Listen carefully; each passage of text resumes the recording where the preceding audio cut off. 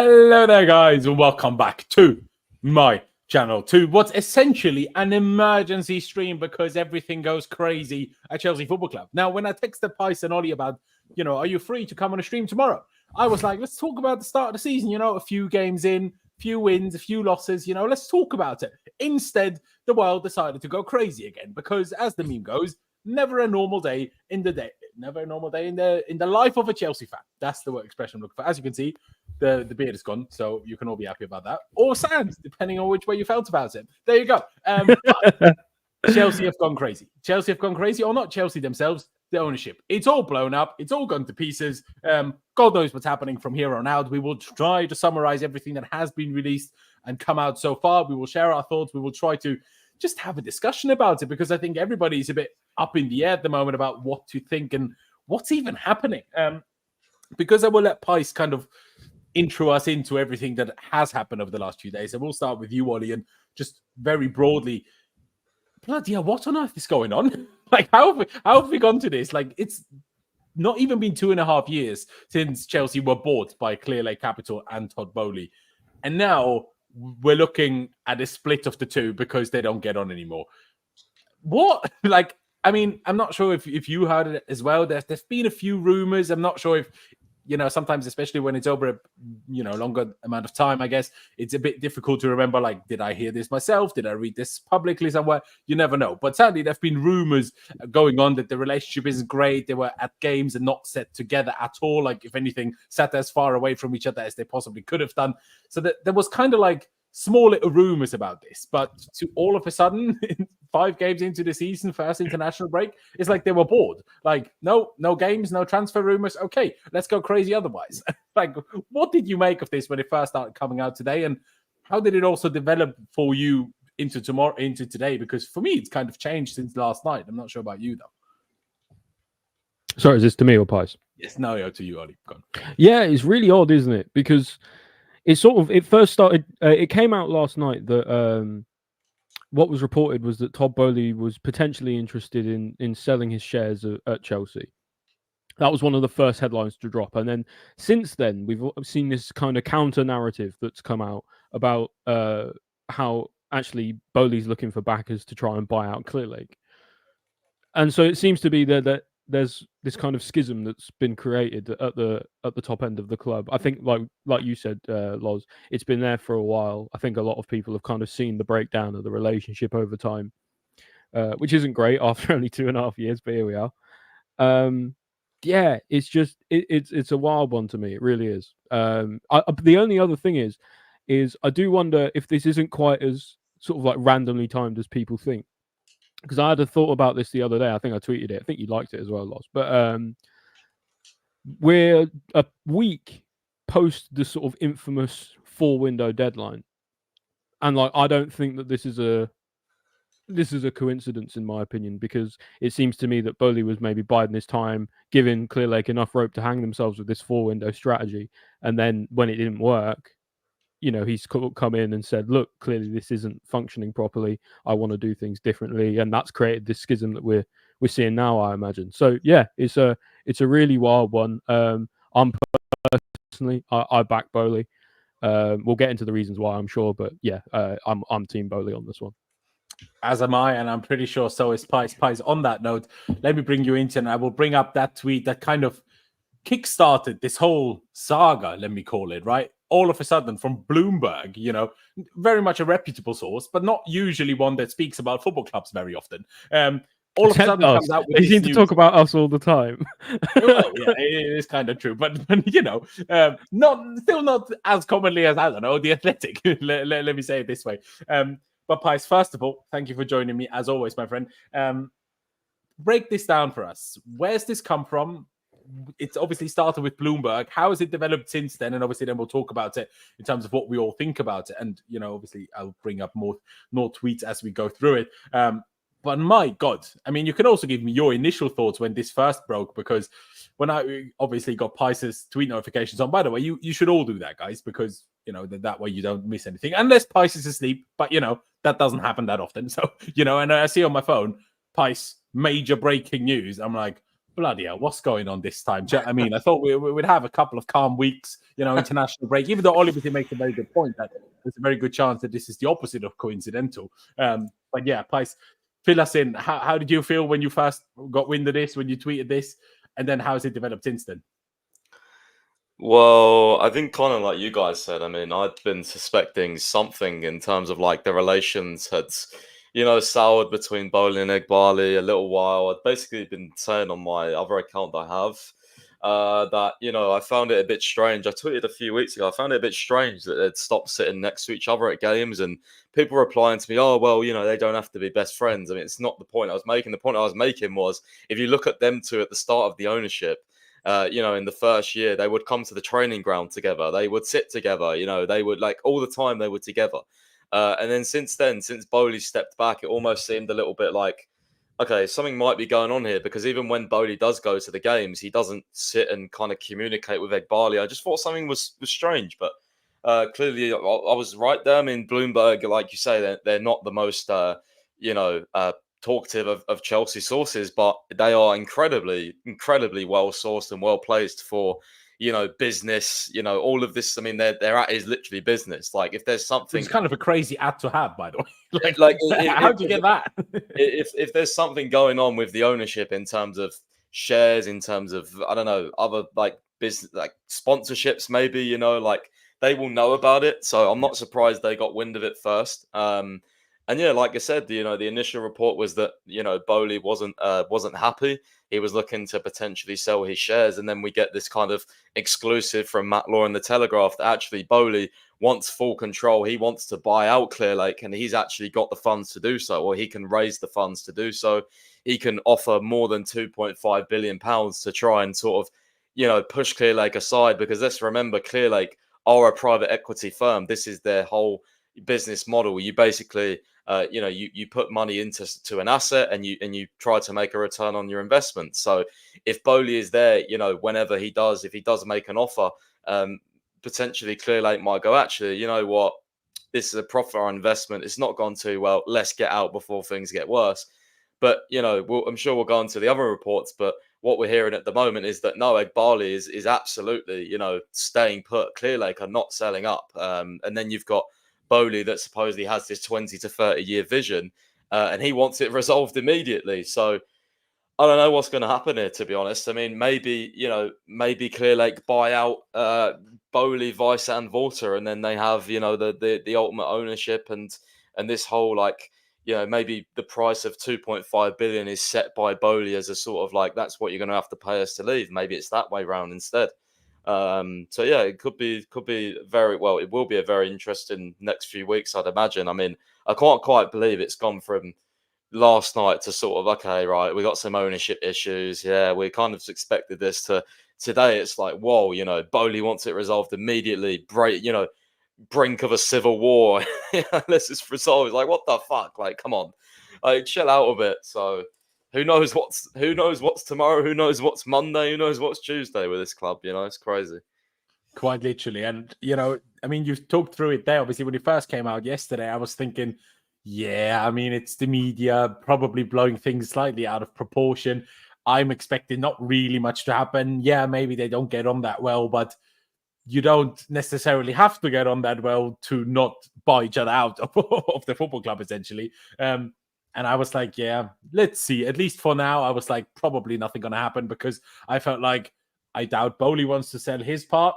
I doubt Clearlake wants to sell their part. So then what is the solution to this? I mean, I do have one solution. I don't know what anybody else thinks. How about next international break in October, we do Boxing Night at Stamford Bridge, Boehly via Eghbali. Do you know what I mean? You know how much money it will bring? You would already fund half of the takeover already purely by that boxing fight. Put it on the Chelsea TV app. I mean, I know they're not very good at putting live streams on and stuff, and usually they don't work. But, everybody would be much more willing to pay $4.99 for that than our preseason games. Do you know what I mean? So you know how much money will be turned up if we just had a Boehly via Eghbali winner takes all. That would be fun. But at the end of the day, that's not necessarily how it's going to go. Ollie, coming back to you, Pice has kind of started to run us through how it, I guess, started last night. I will bring up a few more tweets as you speak because it's difficult to do it while I speak myself. But yeah, it's what do you feel about it? Like I say, Pice has kind of slowly talked us into it, but you kind of came up there with your theory in terms of like, is it not coincidental? Is it like now this is the end of this 4-window plan? Is Boehly kind of, like, hey, you lot tried to do your thing. It didn't really work out. Now it's my turn again.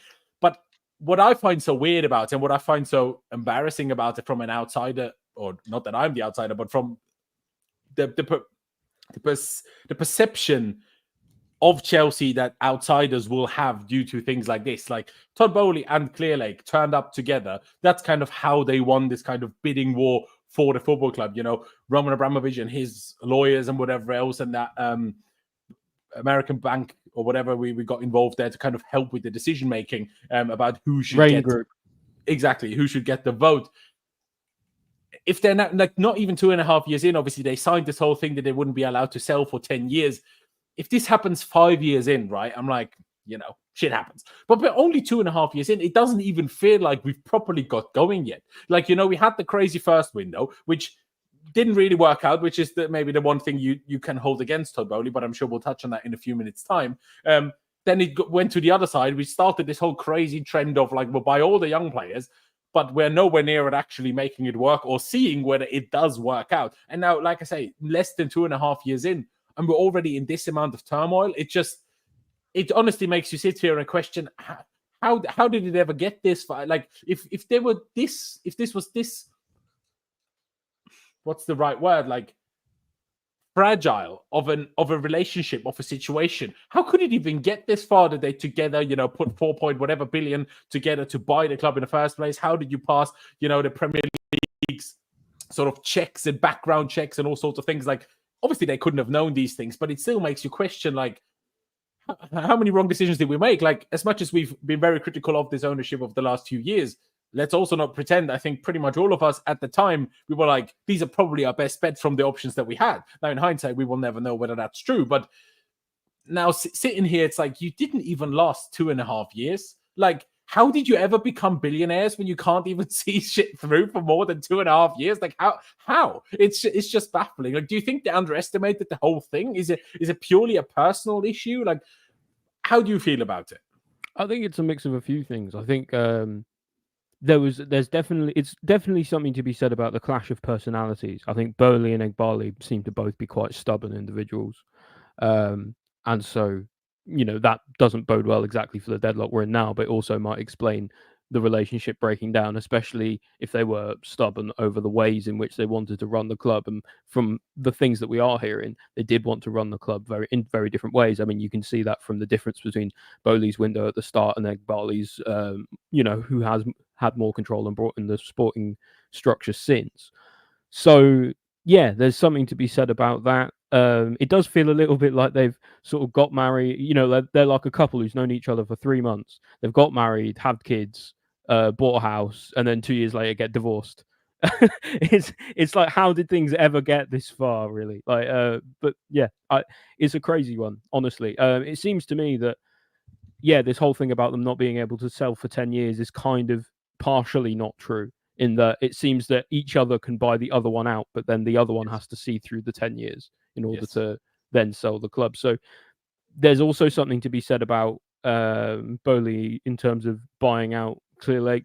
There's also something to be said in terms of Clearlake wanting to buy out Boehly on the other way round, especially because they're private equity. Yes, they can get a profit now, but they could get a bigger profit when they sell us in 10 years. And it's about whether they want to take that risk or not.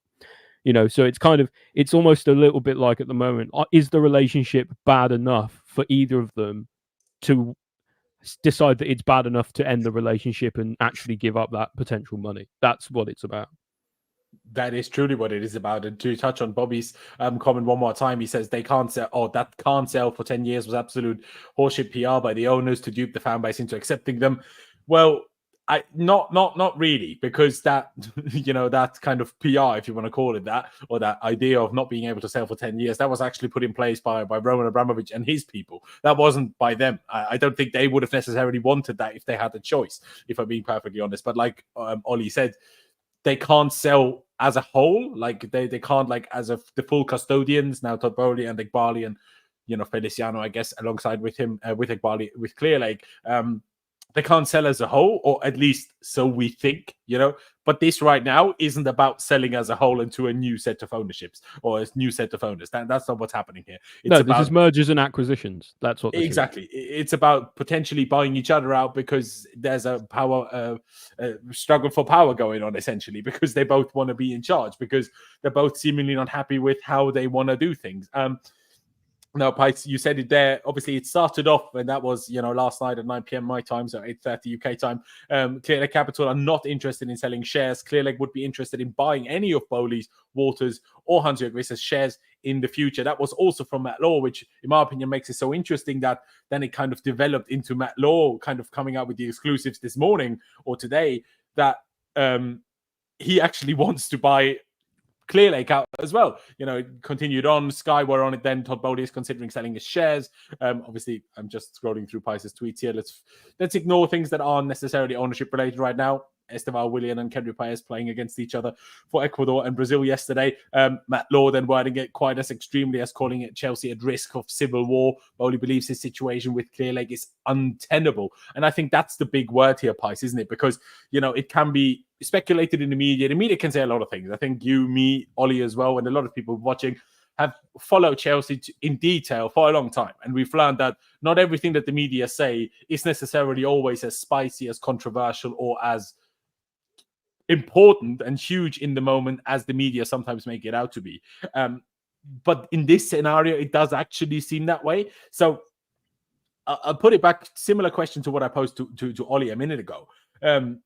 Does it make the whole thing of the whole attempt and success to buy the club in the end, does it make the whole thing a bit of a mockery to you? Or is it just a case of, well, they had good intentions to begin with, but unfortunately the relationships didn't last very long? Because like I said earlier, like I said to Ollie, if this happens 5 years in, as much as it would still be terrible and we would still be a bit of a laughingstock, I would at least a little bit accept that. I'm not sure how you feel, but it's still, to me at least, like I just said, it doesn't even feel like we've properly got going under this ownership yet. Like I said, the whole strategy is to build on young players, and in 2, 3, 4 years, God knows when, we'll be back to being very good and successful and whatever. We haven't even gotten to that yet. We haven't even had the time to find out whether it works. So it's just baffling. But yeah, do you think this could still be a bit of a scenario where the media are making things sound, and I say the media, as well as obviously the, then follow-up explosion, I guess, within the fan base, on Twitter, on everywhere? Or do you think this is quite as drastic as the media is pointing it out? Like I say, situation untenable, at risk of civil war. Well, I mean, if it's not, then, Matt Law's got a lot to answer to, because these are some pretty serious, reports here, even titling on his page, exclusive, it's pretty, these are big sort of, I guess, almost accusations to be thrown around, right? It's, it's untenable. This is so bad. This is horrific. It needs to get sorted. Otherwise, Chelsea are fucked. Basically, that's basically what he's reporting. So, I mean, you have to believe him. I do. I do think it's really bad. But again, I mean, how quickly can something like this be sorted? I put a tweet out saying it needs to be sorted by next week. Because I don't want Maresca to be, asked for the next few weeks. Oh, what, any updates on? Have you heard anything on the ownership? How's that going? Can we just not do that? We're about to fail yet another fucking manager because of our own utter incompetence in some way upstairs. Whether it's transfers, whether it's, this, whether it's putting players on the manager like we did under Potter, there's always something which just writes off the season. And if we're not careful, and this is as bad as we think it is, this could literally write off our season, because people who don't think this will affect the players internally, all the noise around the club, it'll be horrific, especially for young players who are reading social media and things like that. So, because it's factual that they do. So, this one way or another needs to get sorted out pretty sharpish, within the next month, ideally, putting offers on the table. If Boehly wants to actually buy these out, he's kind of the reporting from Ben Jacobs, others is that, he really wants this resolved quickly. He wants to quickly raise these funds and make an offer. Maybe if it doesn't happen, then maybe he's up for them buying, for Clearlake to buy him out and buy Walter and Rice out, and then we'll have 100% Clearlake, which no one wants. So either way, I think if nothing happens, then I think I think on the pitch could definitely be affected, because all the stories, all the media, all the press commentaries will just be about this. So that's why it's pretty substantial reporting to put that out there, because now that's out there to everyone and all the journalists know that. And that's, the press conference for Bournemouth is just going to be about this, let's be honest. And that's the worrying thing for me. Yeah, no, I do agree with that. I'm not as 100% sure that it will have such a dramatic negative effect on the pitch, depending on how obviously this develops. I'm just speaking as of right now. Like, from that perspective, I guess it's a good thing that it happened during the international break. Like, things will, depending on, like I say, how it evolves from now on, could calm down a little bit again by the time we get to that Bournemouth press conference. And I think now I would always urge players, don't watch the press conference of your manager. It's like, if the manager has something important to tell you, he will tell you. You don't need to watch a press conference to find out about it. So, I think Maresca himself, should be grown enough, old enough to be able to kind of set that aside. I guess it's also an opportunity. I'm trying to clutch at a positive here, and I want to follow up on the things you talked about in terms of how quickly it can be solved. But I think there is a bit of an opportunity for Maresca to have a bit of a Tuchel moment here. Remember that when obviously the war between Russia and Ukraine kicked off, and then Chelsea started to get sanctioned, and everything started to kick off. Not that we didn't love Thomas Tuchel before that already, won us the Champions League and everything else. But I think that period of when shit hit the fan, essentially, all his press conference, the way he spoke, when it was about, well, if we can't fly, I'll drive a minivan to Lille when we played there in the Champions League. I think there's a bit of an opportunity for Maresca to actually win himself a lot more plaudits, positive endearment, I guess, from the fan base. Again, I'm not saying that will necessarily happen. I'm saying there's a bit of a possibility, a chance for that. So maybe there's also a positive that can come out of that from a manager and player perspective. But I think I want to touch on this quickly, and I'll get to Ollie about it in a second. But Pys, you said you really want this to be solved quickly. You were saying within the next week. I replied to you, I think we'll be lucky if this is solved before Christmas. Purely because of what we've heard. Like, Eghbali doesn't want to sell, and Boehly, at least reportedly, wants to, if anything, buy Clearlake out, not sell himself. And if both sides don't want to sell, I don't really see how anything happens. I feel like either of them changes their mind on that, or, which I think is more likely than anything else, they end up sitting down, sorting out a few of their disagreements, probably still not liking each other very much, but sorting out their disagreements to the extent that they can at least continue working together in a similar scenario so far. But how do you see it developing? Because I know you said you want it sorted in a week, but do you truly realistically see that as a possibility? Because I don't, but maybe you do. No, I wasn't talking about like handing the papers over. I'm talking about like understanding, okay, what are we going to do here? Are we, what I mean? Like having some sort of pre-agreement in place, because I don't want our season to be affected, and the manager shouldn't have to deal with this, just like Tuchel shouldn't have had to deal with all that shit and when he did. But what I think is that I don't know if the reporting is as drastic as it sounds. I don't think they can sit down together and iron these issues out, because these issues are fundamental club operating issues. Boehly wants to have more control. Eghbali's not going to give him more control because he wants to be that guy. That's very obvious. He wants to be the guy calling the shots. He's the one who put the sporting directors in place. You know what I mean? Like, these are fundamental issues. Like like Matt Law's saying, this is untenable. Untenable means can't continue. Something has to change. Like, there's no, you can't work together anymore, sort of thing. Like, so if it's as drastic as Matt's saying it is, then we're fucked. Like, we're fucked, because they need to sort something out. You're literally having a civil war internally, which I don't care what anyone says, that is going to trickle down onto the pitch, because you've got the same level of uncertainty. It's like the players like, okay, so who's going to be the owner? If Todd comes back, am I at risk because I wasn't a Todd signing, or I was bought under Eghbali. What happens if Eghbali goes? That chatter will get around the squad, and it will just cause. We don't need our attention, our focus on that. It needs to be on the pitch and delivering results, especially so early on in the season. So. Yep.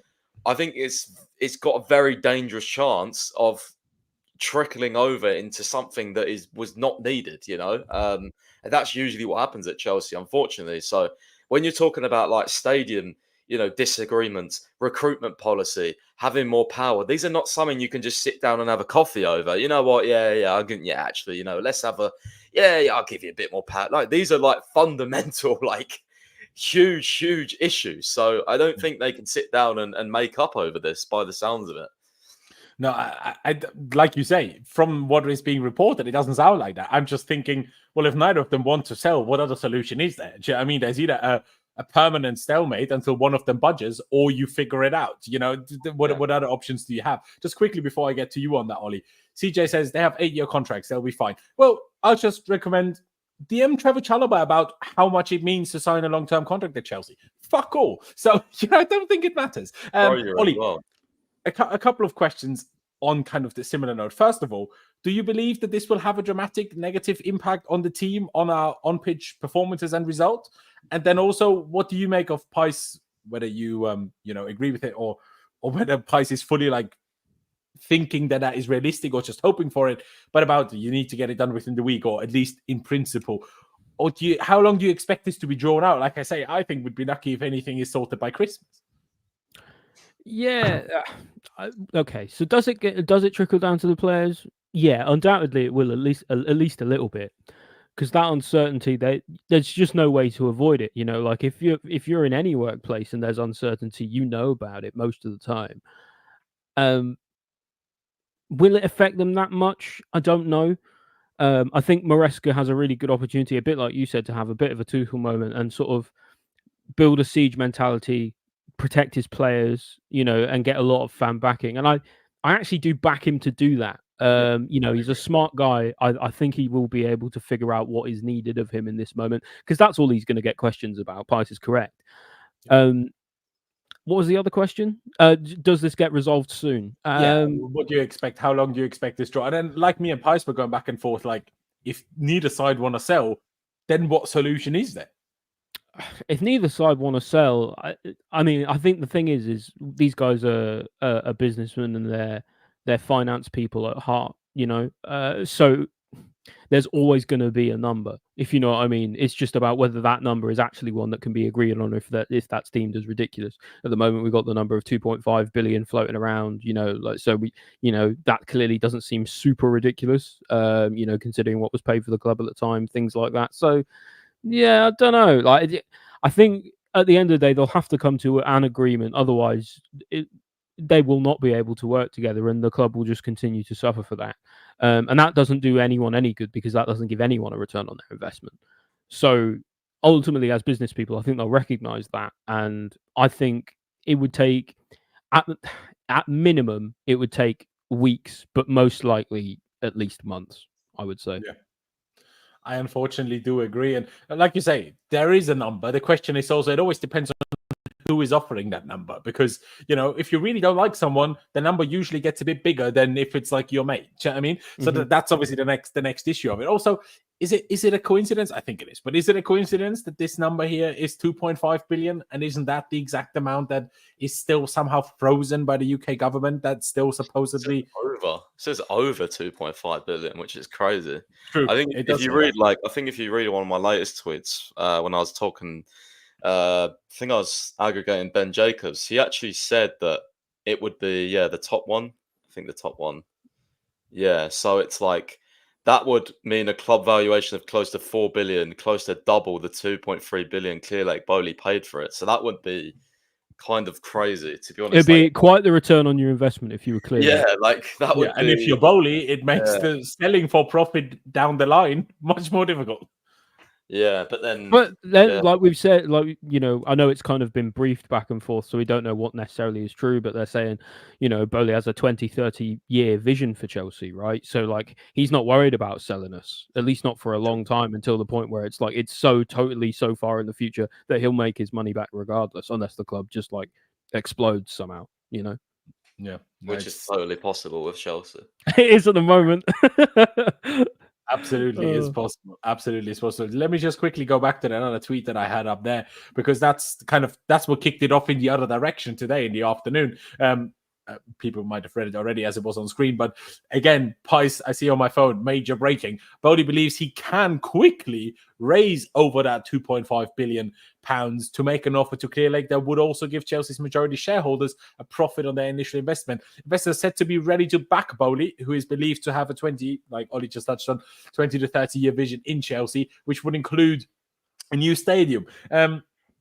a bit of a slightly different question, and to both of you, do you think that how much they currently own, obviously other than in valuation, plays a bit of a role in how this kind of potential negotiating or power struggle continues? Because obviously, as of now, Eghbali and Clearlake, they own 2/3. Like, they own just over 60%. And Boehly with Hans-Jörg and Walter, they own the remaining third. That is, I'm not quite sure if we know the exact split of those three. But does that play a role? Or is it if Boehly can cough up the funds big enough for 2/3, it doesn't really matter how much they own right now? I'll go with you first for that, Ollie.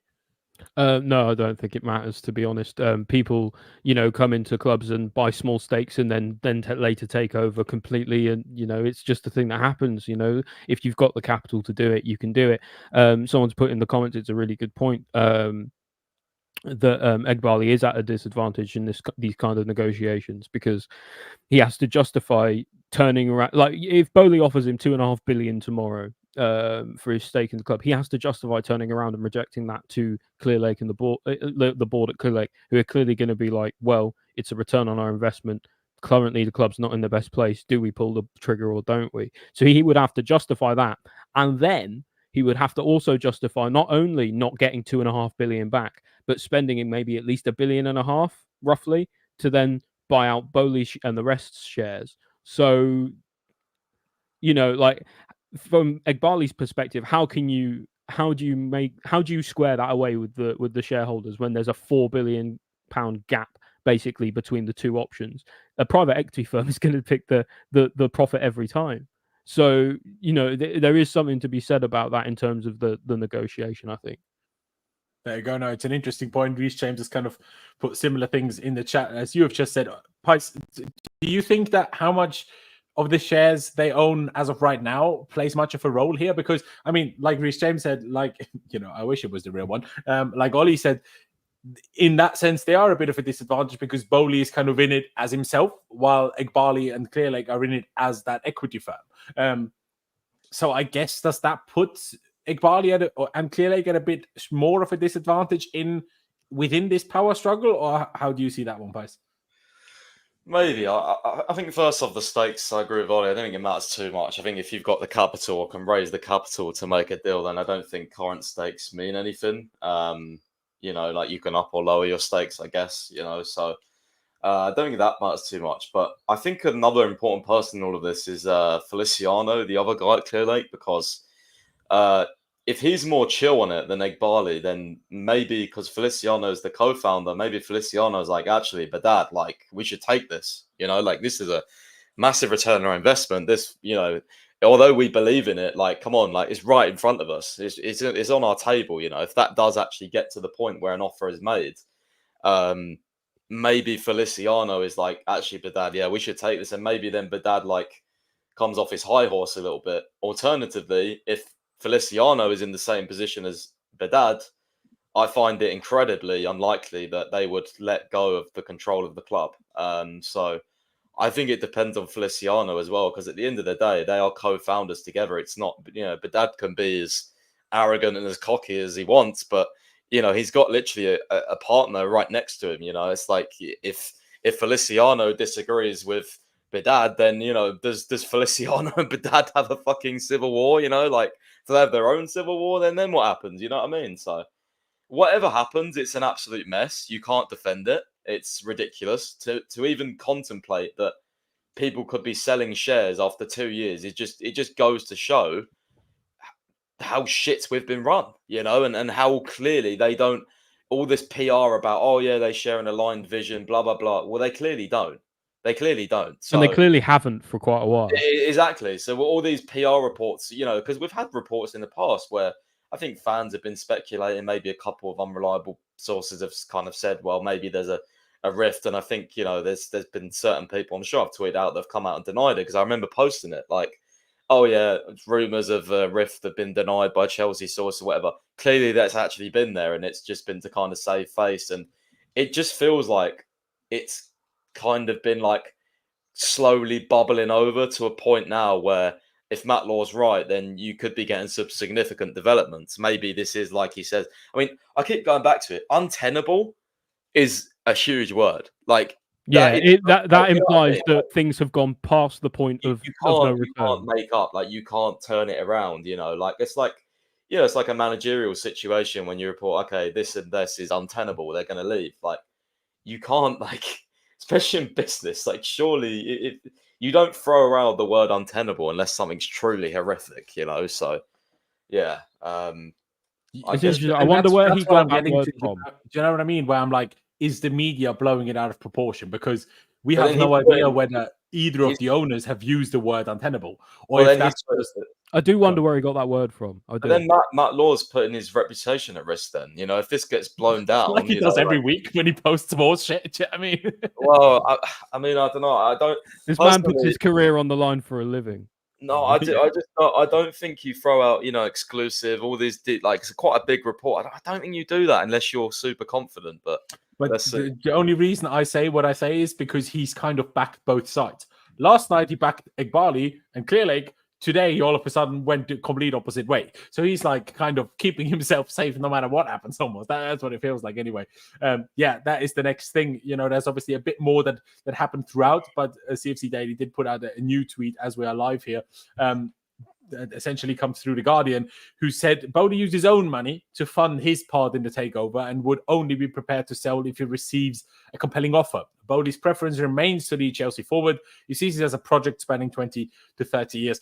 I'll have to be perfectly honest. I know everybody in the chat was like, big news, but duh, because like, and also Clearlake will only be prepared to sell if they receive a compelling offer. Like that applies to both sides. I think that's the other thing that's worth saying. Actually, is that if either side wanted to sell their shares, it doesn't compel them to say that to the media, because that just only weakens their negotiating position. No, you want to say, no, we're going to stay, we're going to buy you out, we're going to do all this. So it could go like totally either way here, because like what one side saying that they wouldn't want to sell their shares could literally just be, you know, there be an asterisk there, which means unless there is a suitable offer.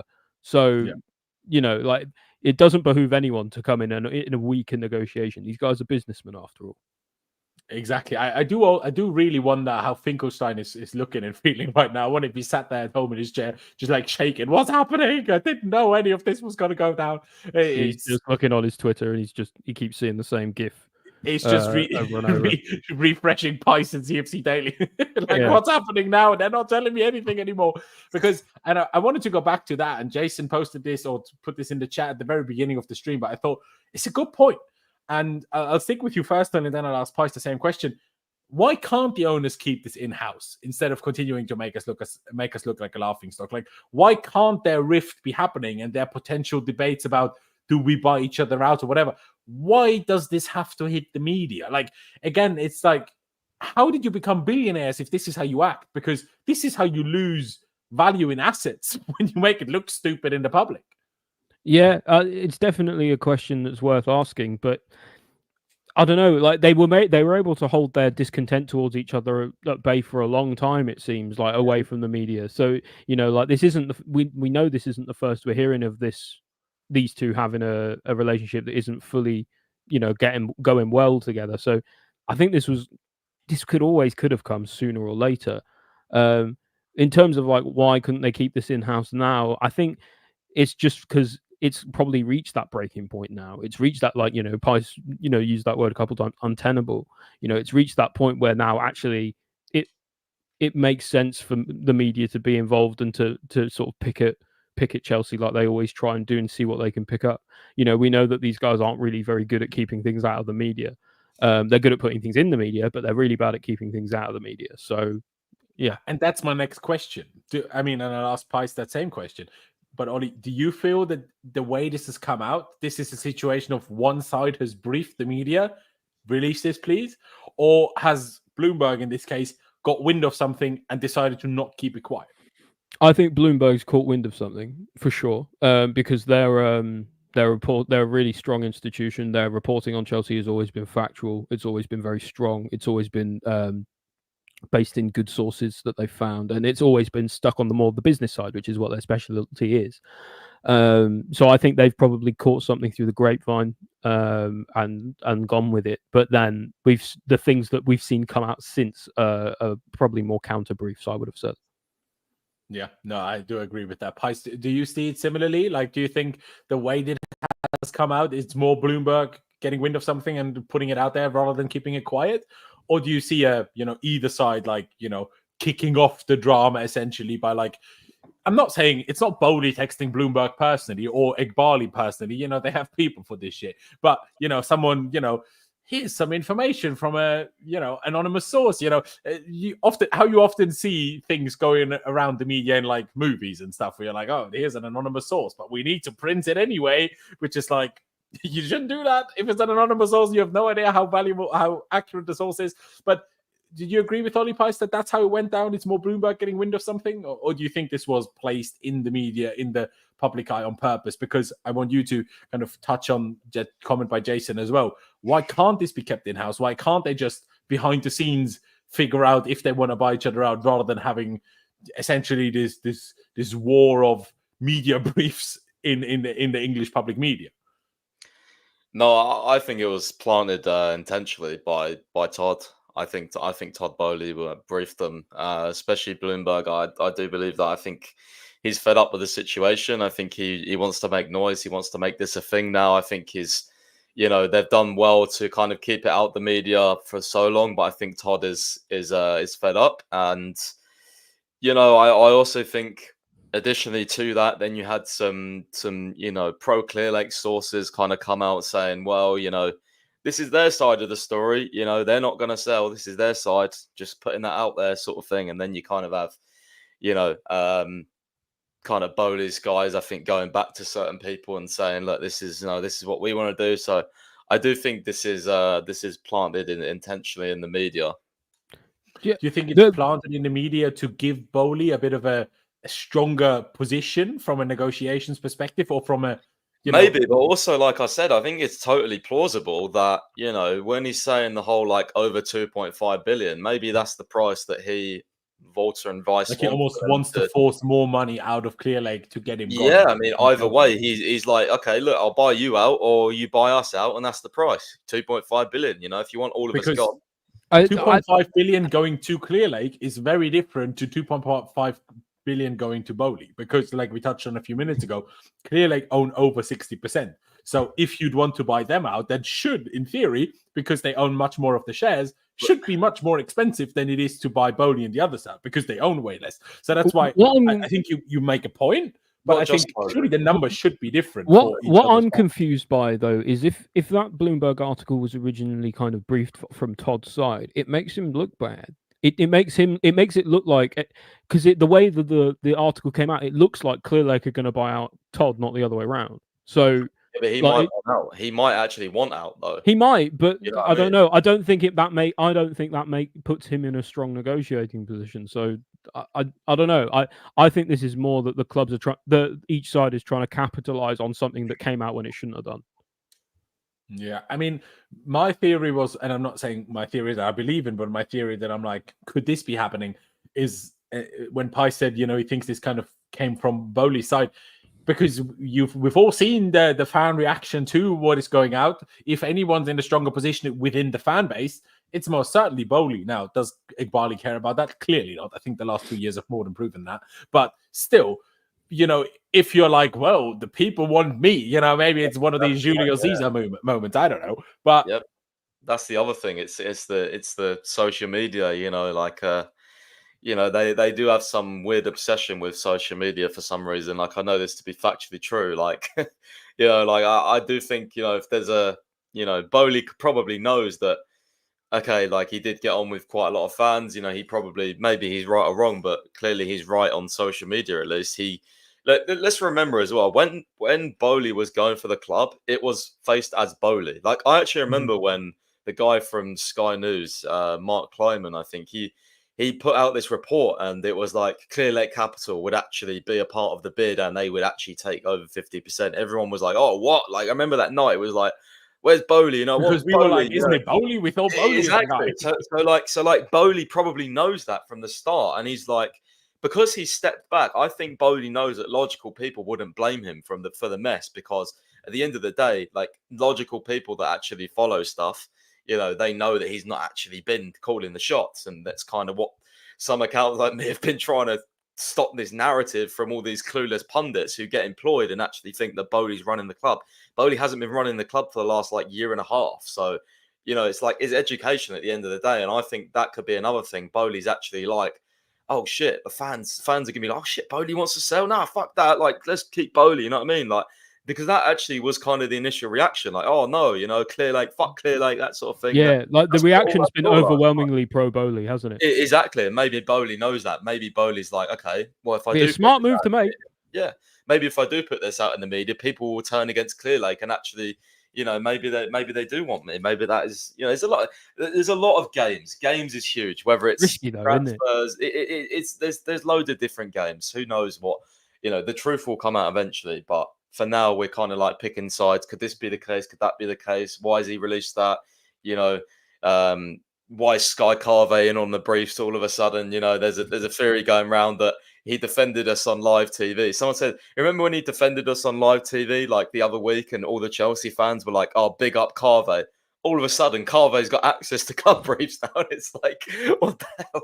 Yeah, like, I wonder how this world works. Yeah, like, to all of a sudden, oh, Carve has said something. Let's see what that is. I'm like, a year ago, no one gave 2 shits about what he had to say. But because he spoke positively about the club, he's now getting, you know, information and briefs. So it's very weird, honestly. It's weird to have like a modern ownership that cares so much about like digital content and stuff like that. It's kind of strange. Care, but also clearly not care, because I mean, all they've got is backlash and you know, counter from the fans for everything they've done. You can just imagine them sitting in their, you know, their office. Oh, look, the Conor Gallagher thing. Remember that those briefs about Gallagher? There was like 6 at the same time. You can just imagine Eghbali or whoever's running that. Look, in the group chat of all the journalists, let's press send. Boom. There he goes. You know what I mean? Boom. And it's going like have a mic drop moment, like phone drop on his fancy big ass desk. Let's put somewhere in America. Look, boom. It just releases. It is a big mess. First of all, shout out to everybody that has joined from Lewis's stream. Big up yourself, Lewis. Love you, bro. Hit the like, ladies and gentlemen. Do as Lewis says, and subscribe if you haven't done that yet. That would be massively appreciated, every single one of you. If you haven't done that yet, would be fantastic. I do want to bring up just 1 or 2 more tweets before I get into kind of the discussion. Who should we want to be around, if that makes sense? Now, this was this afternoon. We just spoke about Cave. This afternoon, like I say, at 4 p.m. UK time, Eghbali and Clearlake are not going anywhere. They are not interested in selling any shares at the moment. Clearlake appear to be totally committed to Chelsea, and this is what I was talking about earlier.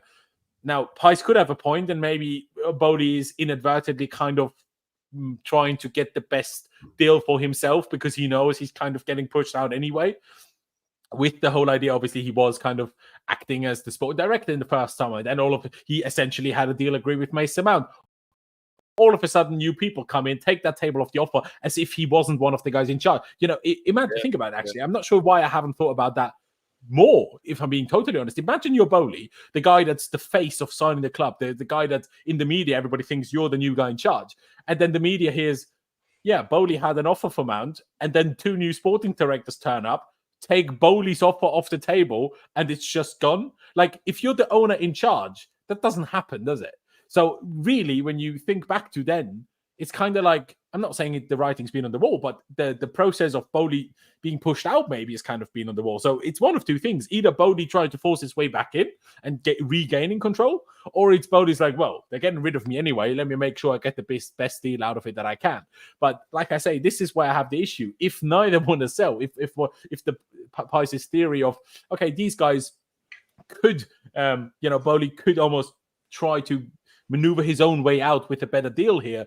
If neither want to sell, I just don't see how this gets resolved, let alone soon. But in total, I really don't see how it gets resolved. Though. It depends if they do actually not want to sell. It's like, exactly. Where they're framing it to the media, because of course they're going to do that. You know, it remains to be seen whether actually either of them want to sell at all, or if they both want to sell. Maybe they've both had enough. They want to pack it in.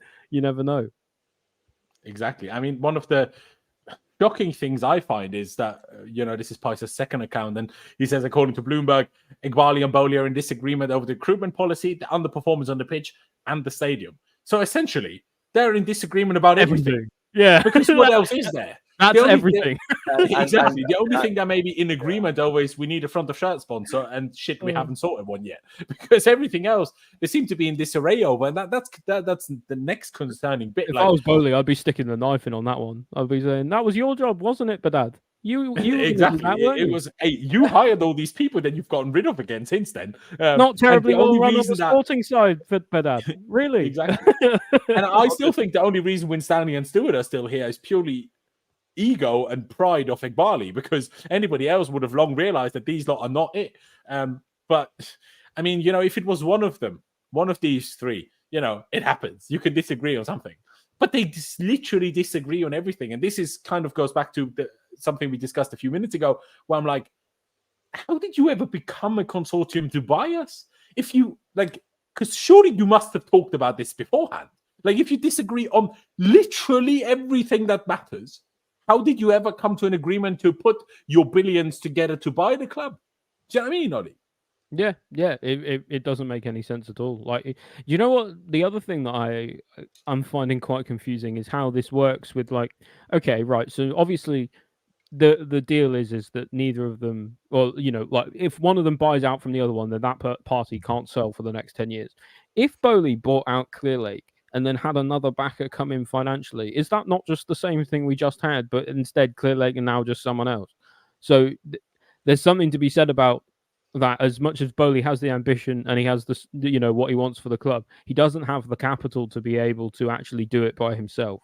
So he's always going to have to collaborate. And if like, maybe it's just a case of getting someone better on side, though. But then, like, one thing I thought was, like, so Mark Walter, who's obviously involved in has got a stake. What happens, for example, if, like, because I think he owns, is it Guggenheim or something? They're like crazy, like they manage crazy amounts of assets, like 3 times, 4 times more than Clearlake. What happens if Boehly just says to Walter, "Look, would you mind financing a bid through Guggenheim?" Yeah, and a few more billies. Like, who cares? That's true. Or like, he's got a good relation with Eghbali and the Saudis, and them as well. What I'm saying is though, if he uses someone he's really close with, maybe then that person would allow him to also assume sporting control, which is what he wants. Apparently, that's fair. Like, Jim Ratcliffe doesn't own the majority of Man United. He's still the guy in charge though. So if Boehly gets it in writing that he is in charge, if that is written in a contract, even if he doesn't own majority shares, then you can still circumvent that problem. If you, I suppose the thing is it's just like you've got to be able to bring in someone who's going to agree to that, and like basically, like you say, someone like Guggenheim, it doesn't matter because it's like just what's a few extra billion. What's a few extra billion? It doesn't matter. But if it's someone else, you're having them effectively hand over your checkbook, right? So like you've got to trust them a lot.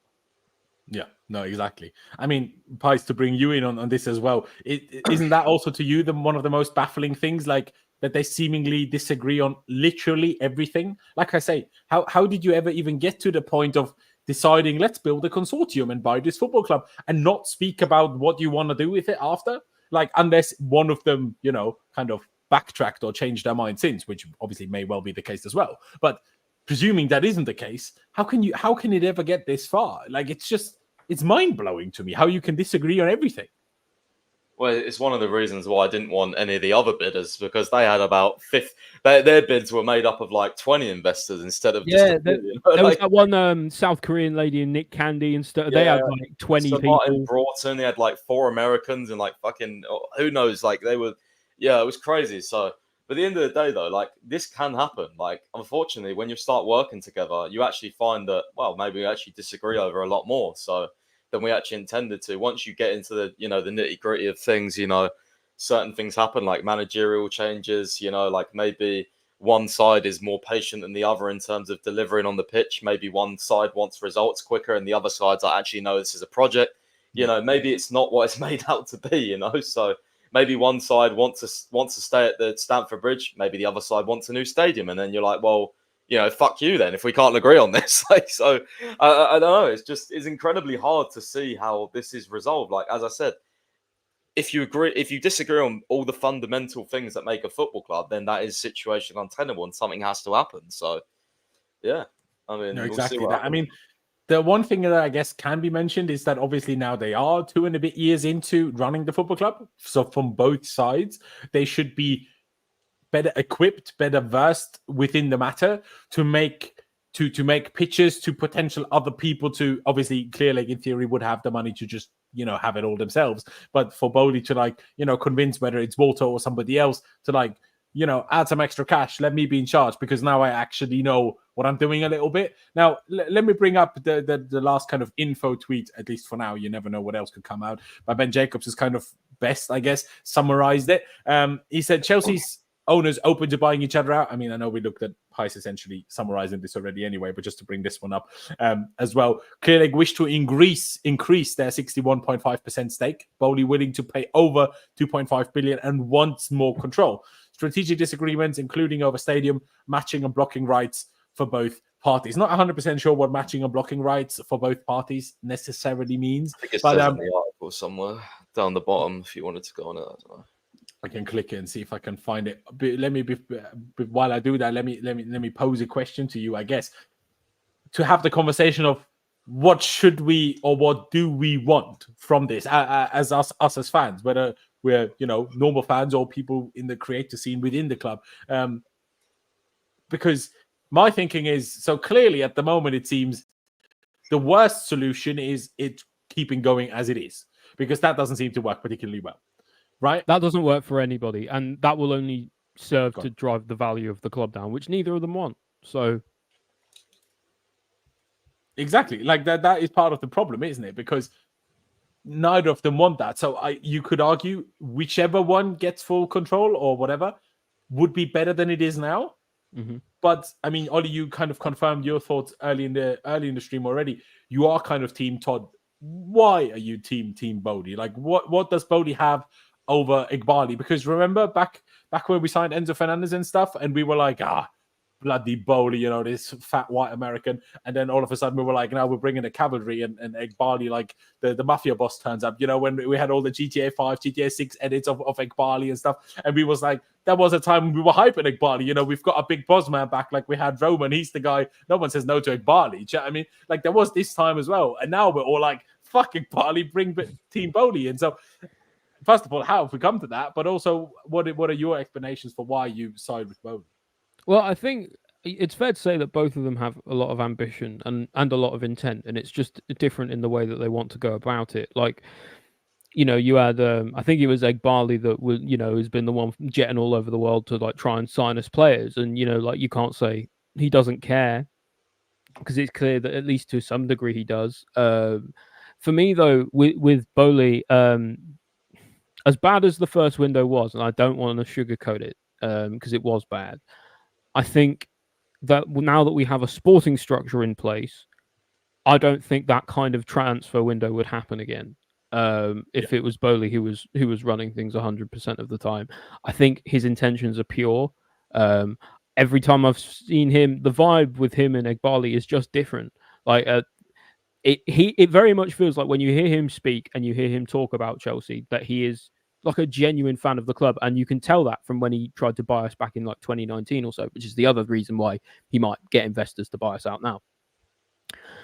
But so for me, he just embodies a bit more Chelsea than Eghbali does, and don't get me wrong, Eghbali's done some good stuff as well. You can make your arguments about the sporting structure and the wage cap and all the rest of it, but and him bringing down the expenses and whatnot. But there's clearly some stuff that he's been able to do to help organize things and help bring things back to a better place than they were when Boehly was the one in charge. So I can kind of see both sides, but for me, Boehly encompasses more of what Chelsea's ambition is about.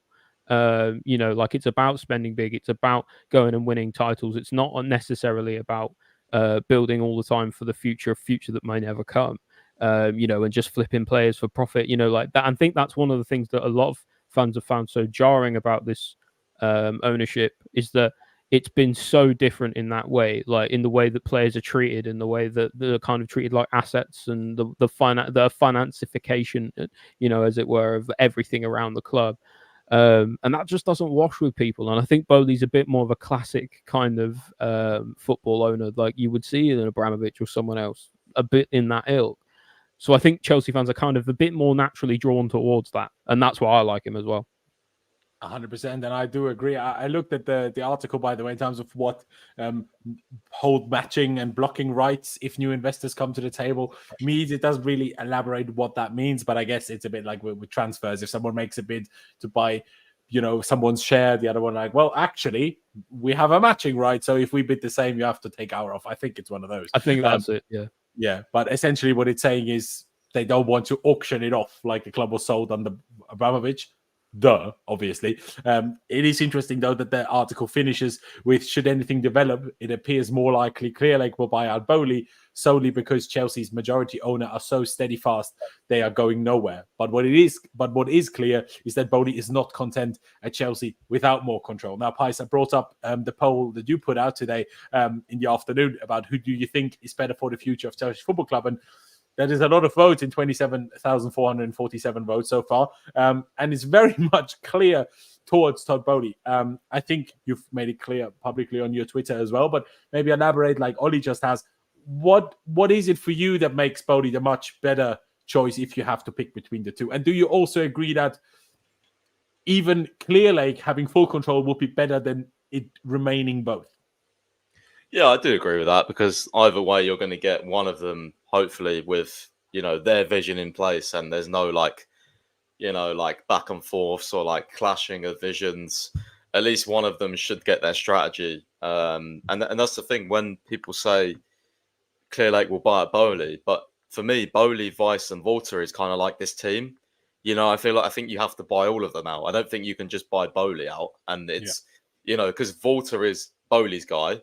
And Weiss, I don't know, Weiss was like the first one that started the bid, right? And then I think he got Boehly involved, and then Boehly got Clearlake involved. Or Boehly found the partner, and that was obviously Clearlake. So I kind of see them as like this little team, and if Boehly goes, then Weiss and Walter goes, and then you'd be 100% Clearlake Capital. So I agree with Ollie, though. I don't have too much else to say. I just think that what I would say first of all is I don't think either of them is like a slam dunk. We're going to be like back, you know what I mean? But what I would say is just looking at the two, it's just something about Boehly. I just think he's got more pure intention. Like, he's run a sports team. He understands, fans. He understands like the pressure and the need to win. He understands fan expectation. He knows what a fan base is like. Whereas, I feel like Clearlake, they view us as like an asset. They view us as like just another thing on their portfolio. And yes, winning's important, but for example, if one of my theories that I've put out for a whole number of months and people have been like, oh, shut up, they want to win. I'm so scared that basically we become like a new Tottenham where Eghbali builds us a new stadium and we have this lovely new stadium, fantastic, but then the pressure isn't on. Like, 5th and 6th is more accepted because we have self-sustaining revenue through the stadium, through the new stadium. That's the one thing I've always worried about, where we could be kind of like, because right now the pressure on top 4 and to win trophies is there because we haven't got other self-sustaining revenue methods, right? They've either failed or we just don't have them, right? Through the stadium Stamford Bridge doesn't accumulate enough to write off however much we're spending. But if we have this fancy new stadium, does then winning become secondary?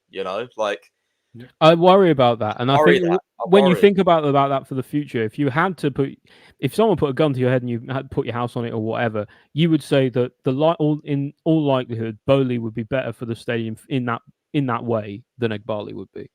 Yeah, isn't it? Because isn't it supposedly that Boehly wants to stick to Stamford Bridge and renovate it, while Eghbali wants to go build a new stadium? Isn't that the story that's going around? I think so.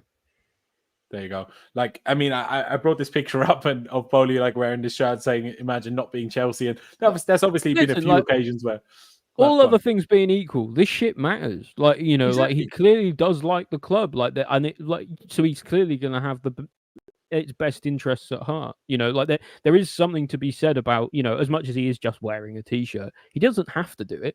He's a billionaire. He can wear whatever he wants. Well, there was one that's actually even more private, in a sense that there was a picture. He was in a restaurant and some random fans, he was wearing Chelsea gear in like this restaurant, this really fancy restaurant in USA. He gives a fuck. That's the point. You know what I mean? And someone, so I tweeted it out, someone took like a picture when he was he knew nothing about it. It was Chelsea fan and it's like a side angle when he was eating his food. He had like this Chelsea tracksuit on. So I just get different vibes from him. I think he's more of a sports owner. He's more of like a fan orientated guy than Eghbali is. Like, remember, Very much strikes me as like a Tony Bloom kind of character. yeah, like you know as well, when I don't know what game it was, but there was like that picture of that guy leaning over the rails and he was shouting at Boehly. You remember below him, who was in the box? Year, yeah. Or 2 And years Boehly ago, was maybe? kind of Boehly kind of put his hands up, like, what, you know, like, fuck, you know, like, yeah. But then, like, you know, if you do that to Eghbali, the guy probably just fucking ignores you. Shrugs. You know? Like, He shrugs and raises an eyebrow. You know what I mean? He's like, yeah, he doesn't give a shit. He just walk back Lavia into the box and the day resumes. But it does, yeah, I don't know. I just get they're different characters, and I think I'd much prefer the character of Boehly. 100%. He just seems more like, yeah, and he's not. Like I say, first of all, he's a billionaire. Second of all, he's American. But you know, he used to live in London, and that's why, you know, that whole thing, like how he supposedly became a Chelsea fan and how he was supposedly interested. That's what you've got at the end of the day. He's Chelsea, and Eghbali probably isn't, and that might be enough to swing it. Eghbali, I mean, allegedly, is just a nonce. Otherwise, why is he buying so many children? Do you know what I mean? One's Chelsea, one's a nonce. Which one do you pick? It's pretty simple if you ask me. One thing, and Pies kind of touched on it already, like in terms of that the Boehly is more of a sporting club owner. But not only does it feel like that, he quite factually is, because he quite literally owns the LA Dodgers. And I know this was already something that was sports teams. Exactly. And I know that was already one of the reasons why us as fans, but maybe also why the decision in the end went towards them. But as much as it's not football, and now at least they have a little bit of football experience, but they have a track record of successfully owning a sports team. And Eghbali does not have that. Eghbali has his weird little noncy route that let's buy all the children and hope it works out in 10 years' time, but sell all the ones that we don't like all of a sudden, which is kind of like, you know, isn't it child abuse and stuff? I mean, I'm just saying. But like, there's many reasons, and obviously what Ollie said, what Pi said, I can only really echo that in terms of Boehly. But like I say, just on top of that, Boehly, like I say again, he does have a track record of being successful with the sports team.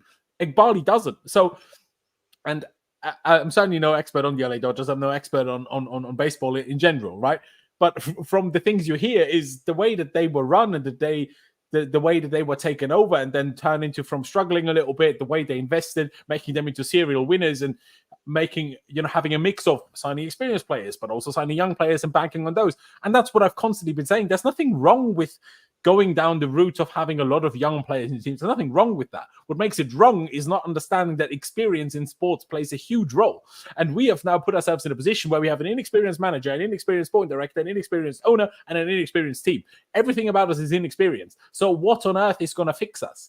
Do you know what I mean? And if anything, the one person that was kind of, and clearly it hasn't worked anyway, but that has maybe tried to maybe keep this kind of idea on a leash is clearly Todd Boehly. I mean, the reports, remember at the end of last season, how the reports were that Pochettino had dinner with Boehly. And I know a lot of us are very happy, or most of us are very happy that Poch is gone. So maybe this one maybe goes against the whole team Boehly idea. But supposedly, Boehly and Pochettino had dinner, and Poch was supposedly told, yeah, you know, everything's great. We think you did really well, blah, blah, blah, towards the end of the season. Amazing.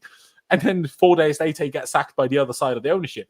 And it's like, I mean, really, why didn't we see the writing on the wall then, to be honest? But there was just so many other issues that we can't concern ourselves with everything at the same time. But it's a bit of an issue. And I'm very intrigued about how much more is going to come out about this. And I will quickly use that little note to promo myself and Pice's new podcast that we actually have, Chelsea Unfiltered, which comes out every Tuesday on Spotify and on Apple Podcasts now. So the links to both of those are down in the description, whichever platform you use to listen to your podcast. Please head down there, follow us, leave us a rating. New episode will be out on Tuesday, where we will hopefully have even more in more detail, and we'll try to find out more, in particular Pice Chat, and maybe be able to tell you more about what's happening with this ownership situation. So yeah, please do follow the Twitter page as well, if you can see it on screen, CFC Unfiltered. But first and foremost, please do check it out on Spotify and Apple Podcasts. 2 episodes are live on both of those. I think actually maybe the second one might only be only the second one might be on Apple Podcasts. But yeah, do check that out. I think you will very much enjoy it.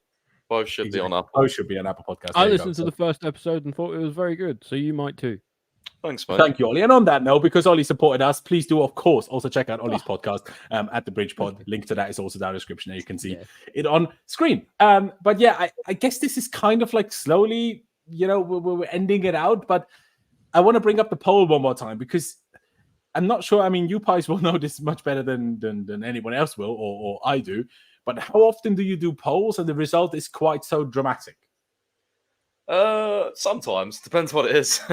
Yeah, sometimes I purposely set them up so like I know, like because the sporting directors may see it and then like it's like strike or whatever. I put like Osimhen, Duran, and Osimhen's gonna win. So, yeah. But yeah, no, this was a genuine like I just. Do you expect this one to be as clear as it has turned out?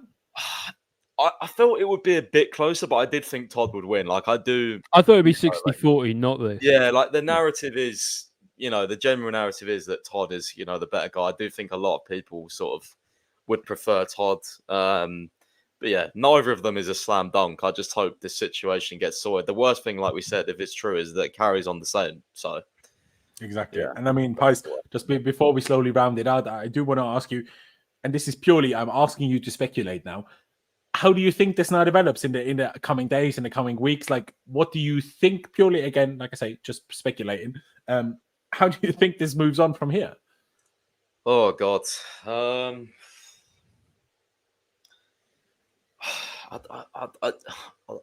don't know. It's very hard because like Clearlake is, like I don't know. I don't know if I can say, to be honest. Yeah, I don't know. I'm speechless. Yeah, I don't know because like I could make a case for either way. Like I could say, well, Boehly does raise these funds, and potentially I do believe that he will, and then Clearlake have a decision to make. But if both Feliciano and Eghbali are on the same side, then they're the co-founders. They can kind of overrule the investors, I reckon. So then, yeah, but because Todd wants more power, and if Clearlake are just adamant that they won't give that to him, then I do think there's a possibility that we could be a wholly owned 100% Clearlake club in the near future. Could be, Ollie. I think they have. I think they have the money to buy out. As a company, I believe they have the money to buy out all three of Vice, Volta, and Boehly. So the question is if they want that, because obviously that puts even more money into it, so that puts them at a higher risk for if the whole investment doesn't work out, they're even more screwed. Oh no, I think they definitely want that. Eghbali's ego is so high that I think he just thinks it's going to be a success anyway. So does Eghbali have enough say within Clearlake Capital? Because kind of Feliciano, I think he's got to justify it to his investors, surely. That's what I'm saying. Like he might want that, but he's not the guy that's I'm sure he making that call. I think within Clearlake, doesn't Feliciano actually have more say than Eghbali? I could be wrong on that. I'm sure they could swing it. I'm sure he could make a good case to his to his board, and they know him. They've probably worked with him a lot. Like they probably trust him. It wouldn't be out of the question. One thing you could say is that if they're getting this offer now, if they do get an offer, what happens in 2-3 years when they actually believe it will come good? What happens then? Maybe they get a 5 billion offer. But how do they justify that to any investors who will also not know much about football when you're like, okay. Investors... But also, like realistically, like for a firm that's already got assets worth 70 odd billion, what is the difference between 2 billion and 5? Well, because it's someone's money.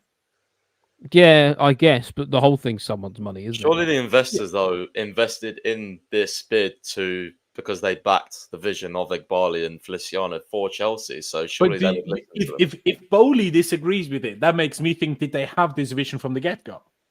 No, because otherwise, why would have Boehly even worked with them if that wasn't also Boehly's vision? No, I don't think that there were board members like looking at like transfer strategy. I don't. Exactly. I don't think it goes that deep within an equity firm, if I'm honest. But yeah, this is another asset that we can buy. Like, what are the pros and cons, etc. Yeah, I mean, this is an interesting question by Ricky. Will Romans sue if they sell before 10 years? I'm not sure, obviously, about the contract, and I think the contract is supposed to not allow them to sell, but that would make it even a bit more dramatic. Why not? It's a bit boring at the moment, isn't it? Could you imagine out of all of this? Romans sue Clearlake. Romans sues Clearlake for the club back. I want to know Sure, Roman's all right, man. I want to know what he's doing. Yeah, exactly. Come on, Roman should do like a Marina, like make an Instagram account, do a few updates every now and again, post your holiday pictures. Why not? Do you know what I mean? Let us be involved. Do you know what I mean? Post Could a you picture of imagine your it? kid in the Even Chelsea Ava shirt. Carnero still talks to Chelsea fans. Have you seen Exactly. Come on, Roman, or at least Roman's son. Do you know what I mean? Somebody. Like the most you know, that's all I'm mysterious saying. person ever, isn't he? that? Yeah, Yeah, just literally. The he's last just a thing very we heard was private that he nearly died from getting poisoned. I swear, since then we've heard fuck all about him. Literally. Yeah, I think he was maybe they got pictured him. at some peace talks, wasn't it? And then since Yeah. then, that was like a year ago. No, there's been nothing of him ever. He's like, a very private guy. He went Yeah. years without talking to the media, even after. but he like bought he's Chelsea never in the like first spotted place. or anything. Like there's never pictures of Roman's here. You know, this That's business. true. There Like, used because to there's a be few times we've until seen him in the whole- last little while. Until that whole work visa was taken from him by the UK, because until then he was at Stamford Bridge quite regularly, and then he was pictured. But then obviously that changed, and that kind of ruined everything. Ollie, just quickly, if I make you speculate as well, how do you think this develops from here on out? It's hard to say. I think that something in my head tells me that Todd is more in this for the long haul than Behdad is. Yeah. And given that, I would say it's going to be close. I think the balance is pretty 50-50 on which way it would go, but I would maybe say it's 51% likely to tip in Boehly's favour, I think. Okay, very interesting. I mean, to speculate on my end as well, I'll mix speculating and manifesting a little bit. I'm a try to like talk it into existence. I just think the way everything I've heard and everything we've been told, everything we've been told publicly, and everything I've heard that's not public, I'm like, do I think? I like Ollie just said. I just think Boehly is more in it, and I know the reports are saying Eghbali and Clearlake don't want to sell at all and stuff, but I think that has different reasons. And I think Eghbali is much more likely, or Clearlake, because of the investors and stuff, and not it being a one-man decision. To be fair, the way Pys explained it, because of Boehly and Vis and Walter kind of being a bit of a triangle, I guess it wouldn't be a only Boehly decision on that side either, but a bit more so because he just invested his own actual money. I think if Clearlake get an actual, real, significant offer by Boehly and his people, I think there's a bigger likelihood of them accepting that than there is of an offer coming the other way and Boehly accepting that. That's all I'm saying. Because I think with Boehly, it will be a bit more about pride. Well, I think for Eghbali, it's a bit more about ego, and ego usually works a bit less well in a boardroom in terms of convincing others when it's about your own personal ego. So that's why. But again, do I really truly believe that? I think maybe truly, I believe it's more likely that Clearlake buy out Boehly, because simply for them it's a bit easier to, well, turn up with the funds. I just don't. I think the thing is, for me, I can't see Boehly accepting a bid right after he tried to buy us in 2019 and then succeeded in buying us in 2022. Like, I just can't see him walking away after 2.5 years like that. Like, this is clearly something he's wanted to do for a long time. The interesting thing is as well is that in that Matt Law report earlier, he said that Boehly believes he can raise this amount of funds quickly. You're talking over 2.5 billion. So clearly already in the background, he knows someone that he can, like, he's already kind of got the go ahead almost. Like, yeah, I can get these funds for you. So, and I believe very interested to see, like, you know, who's behind the scenes backing him. You know, has he been planning this for months? You know, like, who knows, man? Like, these are fucking business. Well, do you know, like, I do, you know, like, he has quite a good relationship with the Saudis, does old Boehly, doesn't he? Stavely left Newcastle. Yeah, they did, didn't they? And I think when they left, they were talking about maybe going for other clubs, new projects. So, but I do find her a bit creepy. She looks like an alien, so I'd rather. Yeah, she is a bit creepy, but she could be like our creepy, you know, like. Okay, our creepy, I guess. Yeah. I guess she could be. Yeah, creepy and rich. Yeah. Oh my days. Yeah, Todd Boehly. Who would have thought that after everything that's happened, we'd be sat here like begging for Todd Boehly to like be in charge of Chelsea Football Club? I mean, really, because we've seen what, like, I think Eghbali gets labelled with a lot of the bad thing and a lot of stuff that isn't actually anything even to do with him. And he gets labelled a lot with stuff that's like Winstanley and Stewart's fault. But it does feel at the same time that, like, he put hiring them or deciding to sack them. Exactly. He's put them in place, and like clearly he's deemed what they've done sufficient. So like there is a chain of blame here that you can lay at Eghbali's feet, which I think just the way that people like Chelsea fans see the way the club is being run, it just doesn't resonate with them. And the way that I imagine that the way people think Boehly would run it does resonate with them more. Yeah, no, I do agree. I mean, there's two last points that I would like to make. First, in terms of what Ollie just said, in terms of is Boehly, after he tried to buy the club in the past, blah, blah, blah, is he going to be willing to just step aside? The only factor that I think makes that maybe a bit more likely than the way Ollie has just explained it is supposedly, whether that was on his own accord or whether that was forced, he has stepped back and not really had much of a say for the last 2 years anyway. So for him, if the situation doesn't change, he's already not really in charge. So, but that's what I mean. That's why I don't think that was $2 billion extra in the bank than not be in charge and have his money frozen. Yeah, but like you say, it wasn't his choice. So I don't think it was his choice to make that step back. And maybe that's kind of what's been bothering him. He's not the guy making the choices, and he wants to be. No, exactly. But if the other side obviously simply refuses to sell and he's in a position, well, if they refuse to sell and I refuse to sell, then the status quo is that I don't have a say. So then maybe he'd just prefer I'd rather have the money than have my money invested here and not have a say, which I would kind of understand from that perspective, if I'm being honest. But there's also this one small theory that I'm like, well, maybe this was Boehly's plan all along. And maybe they're just playing out this inter-ownership, consortium drama now, because when Boehly took over from Roma, no matter what he would have done, the majority of the fan base wouldn't have liked him. But now that we've made someone else the bad guy and Boehly almost becomes the savior, like this is a very American story, like, the American hero. Do you know what I mean? Like he can be the hero now, saving us from Clearlake. And he would have never been able to be that hero if he just straight up took over from Roman Abramovich. So I don't think this is the case, but if it was the case, that would be genius. So, yeah, I don't know. For me, I can't see him letting go. Like I hope you're think, right, bro. Well, just the way I look at it, like you got Feliciano and Eghbali. They're looking at things in a very calculated way for different reasons. They're just not as emotionally attached to the club as Boehly is. So like it seems to me, unless he really can't stump up the money for an offer that they would deem sufficient, either they're asking for way too much or he just simply can't find the money, then I don't personally see a future in which this doesn't get resolved eventually. No, exactly. It will have to get resolved eventually. I don't think we can continue like this forever. The Financial Times have just put out a report, obviously very reliable as well, kind of briefing the same thing, saying that Boehly is exploring all his options, including raising funds to buy out Clearlake. Again, Clearlake has no desire to sell, blah, blah, blah. It says Boehly is growing very frustrated over an inability to progress on his key strategic goals, including stadium expansion and building the Chelsea brand. According to a person close to the situation, Clearlake would be open to talking to Boehly should he want to sell his stake.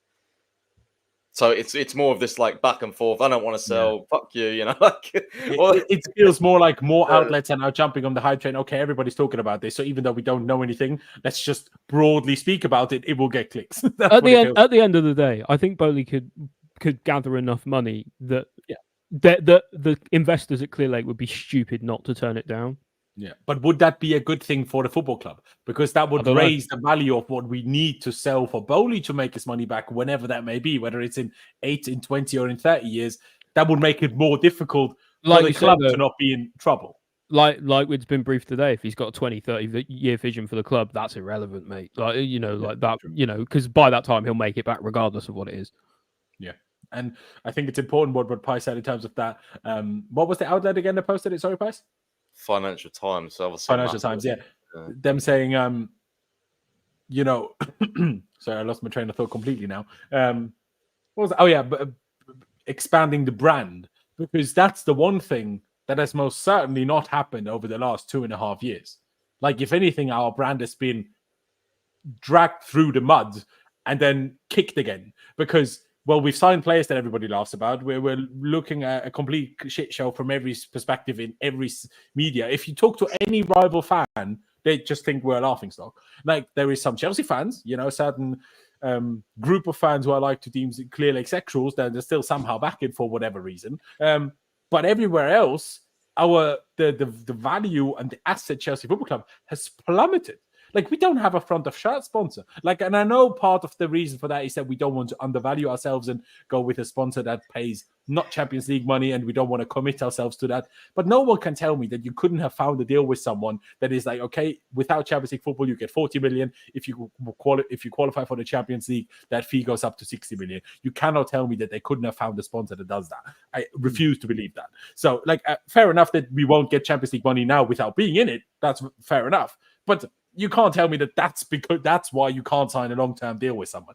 Horseshit. You just can't find someone other than fucking betting sponsors that actually like you because you're a dickhead. Do you know what I mean? Like, how more simply can I put it? I agree. I think the brand's been hired for damaged, it. They sacked already anyway. Chris Jurasek, wasn't he supposed to be the guy getting the sponsor in?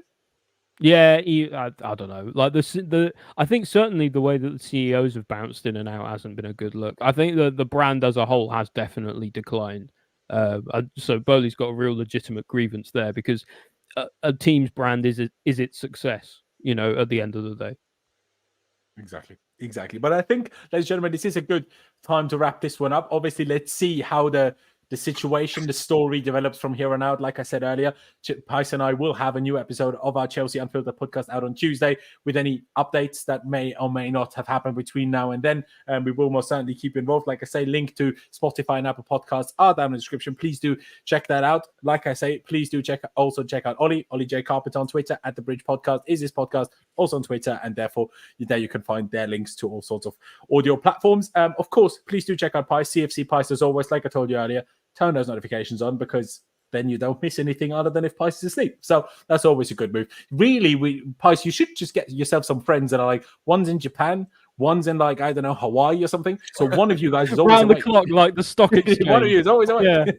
That'd be quite a move. But yeah, please check out Pys. Obviously, his playback streams as well. And if you haven't done that yet, ladies and gentlemen, please be sure to subscribe. Hit that like button on your way out. That would be massively appreciated. And yeah, ladies and gentlemen, I think we're back to saying the negative thing. Thank you guys for watching. Up the Chelsea, upwards and onwards, backwards and downwards, and we will see you next time.